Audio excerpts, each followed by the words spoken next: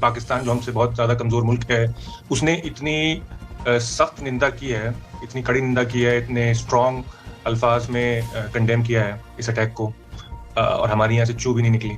जो अभी चापलूसी करके आए हैं नेतन्याहू की, उससे हमारा बहुत बड़ा नुकसान कर दिया मोदी जी ने, बहुत बड़ा नुकसान कर दिया हिंदुस्तान का। हमें सवाल ये पूछना चाहिए कि पापा अगर वॉर रुकवा रहे थे यूक्रेन में, जो अभी 4 साल में नहीं रुकी, तो पापा ने यहाँ क्यों नहीं रुकवा दी वॉर? इनकी भी कुछ मिली भगत थी, इनको पता था कब अटैक होने वाला है, इसलिए उससे बिल्कुल ठीक पहले गए। तो हम तो हाथ जोड़े खड़े हैं बिना मार के ही, और ईरान जो है वो मार खा के भी हाथ नहीं जोड़ रहा। ये होता है संप्रभुता वाला देश, ये होता है देश जिसके में भूता होता है।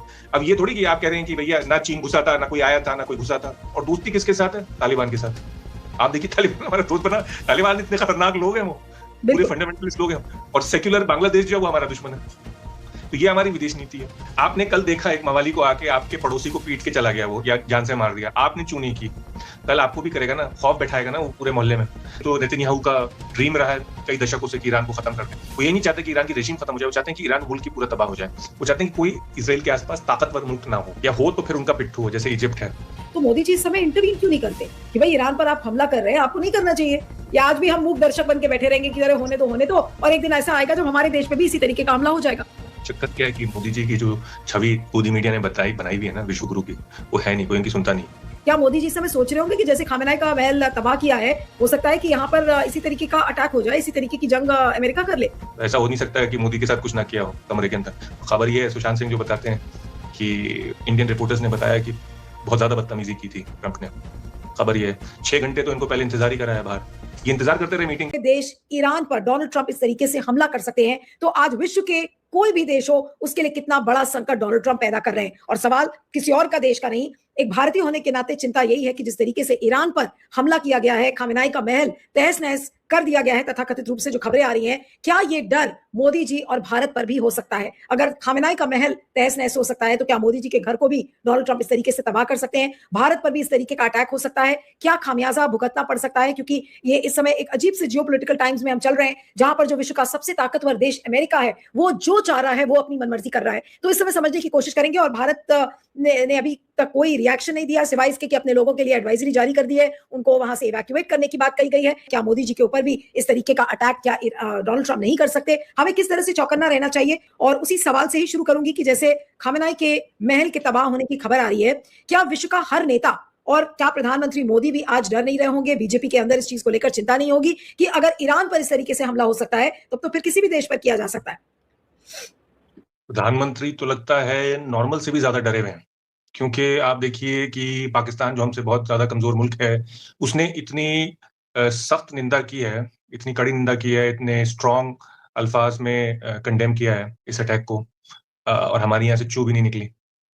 तो ये नहीं समझ पा रहे कि डरने से होगा नहीं। ट्रम्प जो है वो सिर्फ जो सामने उसके खड़ा होता है उसी से डरता है, और इसी तरह से जो अभी चापलूसी करके आए हैं नेतन्याहू की, उससे हमारा बहुत बड़ा नुकसान कर दिया मोदी जी ने, बहुत बड़ा नुकसान कर दिया हिंदुस्तान का। क्योंकि नेतन्याहू जो है वो एक वॉर क्रिमिनल है, वो कहीं इसराइल के बाहर जा नहीं सकता बिना अरेस्ट हुए, सिर्फ अमेरिका और 1-2 ऐसे मुल्क हैं, और इसराइल भी आइसोलेटेड था। तो आपको पता है जो सारे इजरायली विशेषज्ञ हैं वो कह रहे हैं कि बहुत बड़ी बूस्ट मिली है मोदी के आने से नेतन्याहू को, क्योंकि वो अब दिखा पा रहे हैं अपनी पब्लिक को कि इंडिया जैसा बड़ा डेवलपिंग कंट्री, सबसे बड़ा डेवलपिंग कंट्री हमारे समर्थन में, हम आइसोलेटेड नहीं है। मैंने देखो तुम्हें फिर से इंटरनेशनली एक्सेप्टेबल बना दिया, और उसको गले लगा के दिखा रहे हैं कि देखो मैं वॉर क्रिमिनल नहीं हूं। नेतन्याहू कह रहा है मैं सबके प्रिय हूं, सब मुझे एक्सेप्ट कर रहे हैं। तो आपकी क्रेडिबिलिटी इंडिया की घटा के, क्योंकि क्रेडिबिलिटी देखिए एक फंजिबल कमोडिटी है, यानी पैसे की तरह है, कैपिटल है, आपने दी तो आपकी कम हुई और दूसरे की बढ़ गई। तो नेतन्याहू और इसराइल की बढ़ा के आ रहे हैं अटैक से 2 दिन पहले घूम के आके, और किस लिए कह रहे हैं कि हथियार। अरे भाई हथियार तो वैसे ही हम सबसे बड़े ग्राहक हैं उसके, 33% इसराइल के ग्राहक हम हैं। हमारे लिए सारे विशेषज्ञ इसराइली कह रहे हैं कि इंडिया हमारे लिए इतना जरूरी है कि चाहे आता कि नहीं आता, हम उसके सामने हाथ जोड़े खड़े रहते। अब हम जो है वो हाथ जोड़े खड़े हैं उनके सामने इसराइली, हालांकि होना उल्टा चाहिए। आपने कभी देखा है कि जो दुकानदार खड़ा होता है हाथ जोड़ के ग्राहक के सामने, ग्राहक खड़ा है हाथ जोड़ के दुकानदार के सामने, बिलियंस ऑफ डॉलर्स का हम लेते हैं हर साल उनसे हथियार। तो इस तरह से हमारी क्रेडिबिलिटी रिड्यूस की मोदी जी ने। अब ट्रंप से इतना खौफ खाए हुए हैं कि क्यों नहीं निकल रही इनकी। यहां तक कि अमेरिका की जो अपने एलाइज हैं, नॉर्वे और भी मुल्क है, मैं नाम भूल, स्पेन, जिन्होंने कंडेम किया इस अटैक को, जिन्होंने कहा ये गलत अटैक हो रहा है, ये इंटरनेशनल लॉ का उल्लंघन है, और यहां तक के उनके करीबी एलाई फ्रांस ने कहा है कि भाई नहीं, हमें यूएन सिक्योरिटी काउंसिल कॉल करनी होगी, ये गलत है, ये जिस तरह से आप कानून को अपने हाथ में ले रहे हो। ऐसे तो हर लुच्चा मवाली सड़क का कानूनी अफसर बन जाएगा। आपने तो देखा ही है कैसे, पर वही इनकी मेंटालिटी है यहाँ पे भी कि मॉब लिंचिंग कर दो, यानी कि और पुलिस जो है वो जिस आदमी की लिंचिंग होती है उसी को उठा के अरेस्ट कर लेती है। आपको पता है यहाँ पे क्या हिसाब है। लेकिन आज भारत के लिए क्या सबक है? जिस तरीके से ईरान पर हमला हुआ है आज, और मोदी जी ने अभी तक भारत के कोई प्रतिक्रिया नहीं आई है सिवाय इसके कि भाई आप अपने लोगों को एडवाइजरीज जारी कर दीजिए। ईरान में जो लोग हैं, इतने सारे लोग वहां रहते हैं, लेकिन ईरान जो हमारा एक पुराना पार्टनर था उसके लिए आज हम खड़े हुए नजर नहीं आ रहे। आज सवाल ये उठता है कि मोदी जी अभी 3 दिन पहले इसराइल से लौटे हैं, क्या मोदी जी को ये बात पता थी कि इसराइल युद्ध करेगा और अभी बस 3 दिन में अटैक होने वाला है? और मोदी जी तो बड़े आराम से निकल कर आ गए और उसके बाद युद्ध हो रहा है। तो आज मोदी जी से हमें क्या सवाल पूछने चाहिए?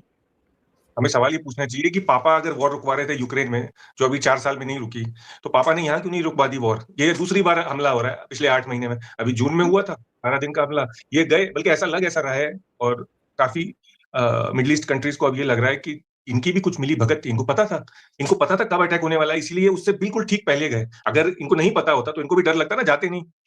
तो ये बातें हो रही है मिडिल ईस्ट में। मोदी जी तो वहां पर खाली 35 घंटे के लिए थे, उसके अलावा तो बस और भाग के वापस आ गए। अब 35 उनको घंटे में पता क्या था, हाँ, उनको पता था कि जंग नहीं होने वाली इस 35 घंटे में। इसका मतलब ये है, तो लोग ये अनुमान लगा रहे हैं कि इन्होंने जितने गले लगाया है ये इसराइल के अलायंस में आ गए। तो भाई हमें क्या जरूरत है कि लोगों को अपना दुश्मन बनाए? जैसे आपने कहा, ईरान तो हमारा बड़ा अच्छा दोस्त था। ईरान हमें बिल्कुल। सबसे सस्ता तेल बेचता था, रशिया से भी सस्ता तेल बेचता था। ईरान इंश्योरेंस भी देता था उस तेल की, और ट्रांसपोर्टेशन कॉस्ट भी कवर करता था। हमने सिर्फ अमेरिका और इसराइल के प्रेशर में ईरान से खरीदना बंद कर दिया। ईरान नाराज भी हुआ हमसे, फिर ईरान ने कहा चलो तेल बंद कर दिया, शाहबार पोर्ट को तो रख लो तुम। वो भी उसमें भी विड्रॉ हमने कर $30 मिलियन लगाया और फिर छोड़ दिया, और ईरान से कह रहे हैं कि अब हमने तुम्हारे हवाले कर दिया, फिर अमेरिका और इसराइल के प्रेशर में। तो हम तो हाथ जोड़े खड़े हैं बिना मार के, और ईरान जो है वो मार खा के भी हाथ नहीं जोड़ रहा। ईरान इतनी मार खा चुका है फिर भी हाथ नहीं जोड़ रहा, कह रहा नहीं मुकाबला करूंगा। ये होता है संप्रभुता वाला देश, ये होता है देश जिसके में भूता होता है। अब ये थोड़ी कि आप कह रहे हैं कि भैया ना चीन घुसा था, ना कोई आया था, ना कोई घुसा था। अरे तो नहीं घुसा तो फिर लड़ाई किस बात की है? फिर 20 सिपाही काय को मरवा दिए? हर जगह जो है वो, और फिर वो गोदी मीडिया उसको स्पिन करना शुरू कर देगा कि ऐसा बदला लिया मोदी जी ने चीन से, ऐसा उसको मजा सिखाया, यूं टीवी उठा उठा के बैल्कनी से फेंक रहे हैं लोग, यूं फिर यही वही बांग्लादेश में हो गया। जिस तानाशाह को आपने सपोर्ट किया 14-15 साल, उसके बाद पब्लिक ने उसको उठा के बाहर कह दिया। अब फिर कभी कभी कहते हैं कि अमेरिका ने हमारी रेवोल्यूशन करा दी, कभी किसी ने करा दी, पाकिस्तान ने करा दी रेवोल्यूशन, यानी लाखों लोग सड़क पे आ गए, हजारों लोगों ने गोली खा ली अमेरिका के CIA के कहने पे। और अब उनके साथ दुश्मनी है, और दोस्ती किसके साथ है? तालिबान के साथ। आप देखिए तालिबान हमारा दोस्त बना, तालिबान इतने खतरनाक लोग हैं, वो पूरे बिल्कुल। फंडामेंटलिस्ट लोग हैं, और सेक्युलर बांग्लादेश जो है वो हमारा दुश्मन है। तो ये हमारी विदेश नीति है। मैं कह रही हूँ कि जो देश अमेरिका के सामने हाथ जोड़कर खड़े हैं या अमेरिका से दोस्ती करते हुए नजर आ रहे हैं, आज उनके लिए क्या ये बहुत बड़ा धक्का बिल्कुल नहीं है? बिल्कुल सही बात कह रही हैं आप। इसीलिए जो देश इसकी मुखालफत कर रहे हैं वो इसीलिए कर रहे हैं क्योंकि उनको पता है कि कल हम भी निशाने पे आ सकते हैं। वो चाहते हैं ताकि कानून बना रहे ना। आपने कल देखा एक मवाली को आके आपके पड़ोसी को पीट के चला गया वो, या जान से मार दिया, आपने चू नहीं की। कल आपको भी करेगा ना, खौफ बैठाएगा ना वो पूरे मोहल्ले में। आप अगर आज कहेंगे कि नहीं ये कानून का उल्लंघन था, ऐसा नहीं होना चाहिए सब मिलके, तो वो थोड़ा सा मवाली भी डरेगा ना अगली बार करने से पहले। ये तो कुछ बोल ही नहीं रहे। बिल्कुल सही आप कह रही हैं, जो मुल्क ऐसे हाथ जोड़े खड़े हैं अमेरिका के सामने, इसराइल के सामने, कल वो भी निशाने पे आ सकते हैं। आपने तो देखा ही है पिछले कुछ दिनों से जो हो रहा है हालात, कि हर बार वो नया बहाना ढूंढ के अटैक करते हैं। कभी कहते हैं कि नहीं तुम्हारी मिसाइल बहुत है, जो इसराइल उनसे बोलता है और इसराइल लॉबी बोलती है वो उसको फॉलो करते हैं। इसराइल लॉबी ने बोला जीरो एनरिचमेंट, तो ट्रंप भी बोलने लगे जीरो एनरिचमेंट। हालांकि ये कभी तैयार नहीं होता ईरान, क्योंकि कुछ एनरिचमेंट तो चाहिए अपनी न्यूक्लियर पावर प्लांट, अपने मेडिकल कैंसर के लिए। तो इसराइल ने बोला जीरो एनरिचमेंट, तो जीरो एनरिचमेंट। इसराइल ने फिर उस पर भी ईरान तैयार हो रहा था, ऐसा लग रहा था नेगोशिएशन में, तो फिर बोलने लगे नहीं मिसाइल भी बंद करो। अरे मिसाइल भी बंद करेगा तो बचेगा क्या उसकी सुरक्षा के लिए उसके पास? फिर उसके बाद बोलने लगे कि नहीं ये तुम उनके मतलब इंटरनल मैटर्स में भी घुसने लगे, बोलने लगे कि तुम इनको नहीं सपोर्ट कर सकते हुतीस को और इसको। हर बार एक नई डिमांड लेके आते थे।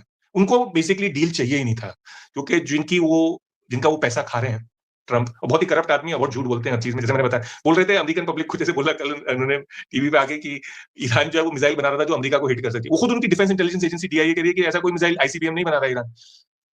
कभी कहते थे कि नहीं ईरान बॉम्ब बना रहे, ईरान खुद कह रहा है कि हम बॉम्ब नहीं बना रहे, UN वाले कह रहे हैं बॉम्ब नहीं बना रहे, पर झूठ बोलते थे इस बात पे। अब क्या कर सकते हैं, आदमी बार बार झूठ कह रहे, डिप्लोमेसी नहीं चाहता था ईरान, मुस्तकिल डिप्लोमेसी कर रहा है 2013 से, कह रहे हैं नहीं डिप्लोमेसी नहीं चाहता था ईरान, हर चीज में झूठ बोलते हैं। कि भारत इस पर कुछ रिएक्शन देगा, और या मोदी जी बिल्कुल डरे होंगे, सोच रहे होंगे कि इस पर ना ही बोले तो ज्यादा अच्छा है? कोई रिएक्शन अभी तक आया नहीं है। मोदी जी की बॉडी लैंग्वेज से पता चल जाता है। आप जरा फरवरी के जो उनकी मीटिंग है ट्रंप के साथ व्हाइट हाउस में, पिछली फरवरी 1 साल पहले की, आप वो जरा देखिए, वो खड़े में ट्रंप के बराबर कैसे मिनमियाए से खौफ में।